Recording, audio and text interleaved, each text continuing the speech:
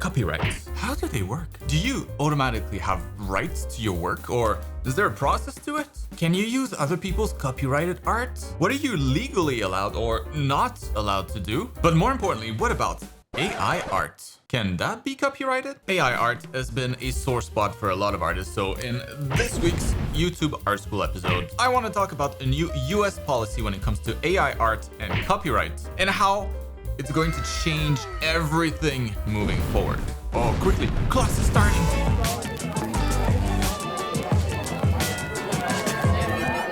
Alright, class is in session, pay attention! Just a few weeks ago, the US Copyright Office released a new policy when it comes to copyrighted art, and it's important because it helps define what is valid for copyright protection and what isn't in this new era of generative AI art.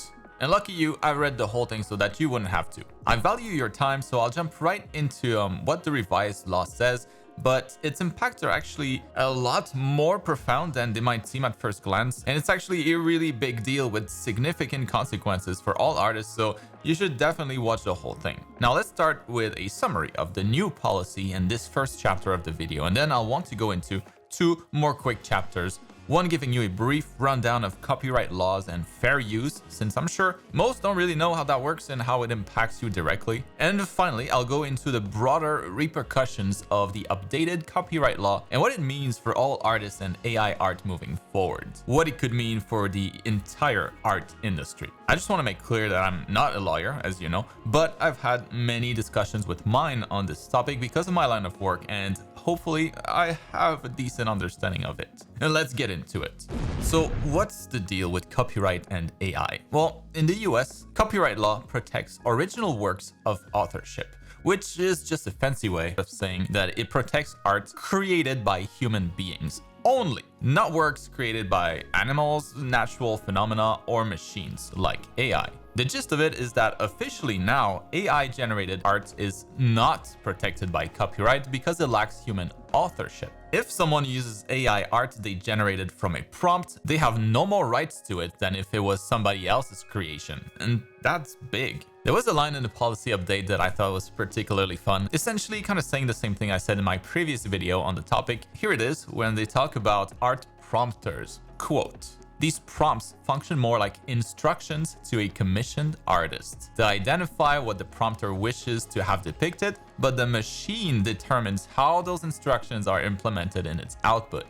So if it wasn't clear enough already, prompters are no artists, have no rights to the art that they prompt, and all they really are instruction givers. That's what the law says. If you want to be an artist, just learn how to do art. Alright, so AI generated art can't be copyrighted. Cool. But you're probably wondering what happens when humans and AI work together. Like maybe how much you have to edit an AI generated artwork for it to no longer be considered AI art and instead be considered your own. Well, regarding that, the Copyright Office says they evaluate if the work is one of two things. Either the result of an artist's effort with the assistance of AI as a tool, much like I use Photoshop as a tool, or if the bulk of the traditional creative aspects were done by the AI. When an AI technology receives only a prompt from a human and produces complex visual works, well, they consider the AI has determined the expressive elements, making the artwork not a product of human authorship, not copyrightable. Now, if an artist selects, arranges, or modifies the AI-generated material in a creative way that results in an original work, then copyright can protect the parts that have been edited by the artists. And what's key here is that it only protects the parts that have been modified by the human, not the entire piece. I guess it's very similar to just grabbing a painting or photo, from somebody else and claiming it as your own. You can't do that, but if you modify it enough to a point where it becomes indistinguishable from the original, like I did here with this photo of a tank, then it becomes my own and I can copyright it entirely. Now, if I only painted a little bit on top of the original image, then only that part would be copyrightable, not the rest of the image, if it was generated by an AI, which in this case is just a photo, so maybe not the best example. But you get what I mean. I'm sure they'll need to specify things further as the tech develops, but I thought this was a fairly good approach by the Copyright Office so far. What do you think?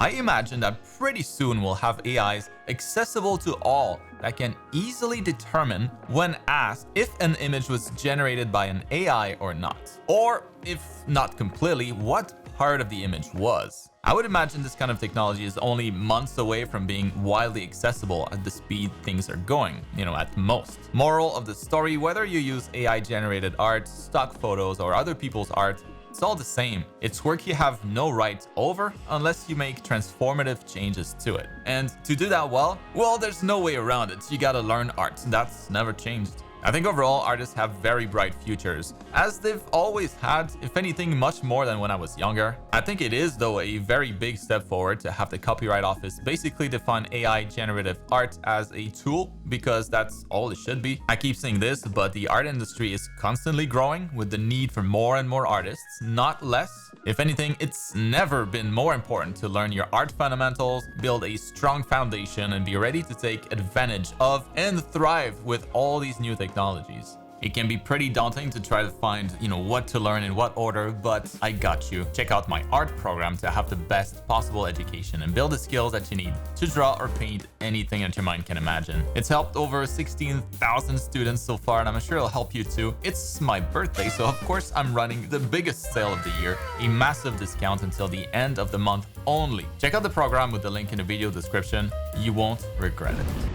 Copyright is extraordinarily easy to acquire. Actually, you really don't need to do anything at all. The law says that copyright springs to life and protects your work from the time that the work is fixed in a tangible medium of expression from which it can be perceived, reproduced, or otherwise communicated. In other words, when paint is put on canvas or pixels stored in the computer's memory, they're copyrighted. That's it. They don't have to be published. There's no requirement that it must be registered with the Copyright Office. None of that. You make it, the copyright's yours. Done. Almost all of the art that you see online from other artists is copyrighted, either by themselves or the entity who paid them for the work. Still, we're legally able to use that work as long as it falls under fair use. So what the heck is fair use? How can you legally use other people's copyrighted content? So I'll go over 4 guidelines, and these are more like rough guidelines, but basically the more of the following 4 guidelines that you keep in mind, the safer you are legally speaking. So to make sure that you're in a clear, make sure that fair use is, in your case, a use that transforms the original work in some way,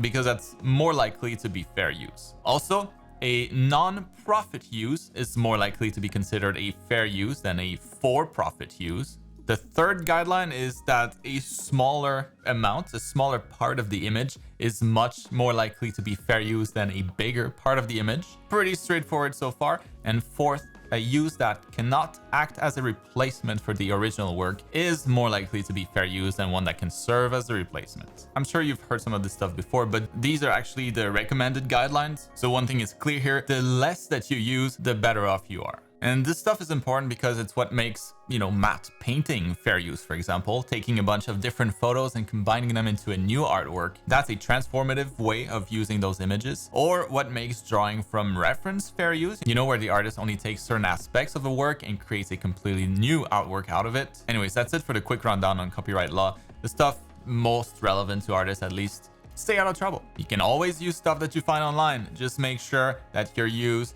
is fair, that it's transformative, that you don't take too much from any particular work, that if you do take stuff, you don't do it for profit, and that it's not meant to compete with the original.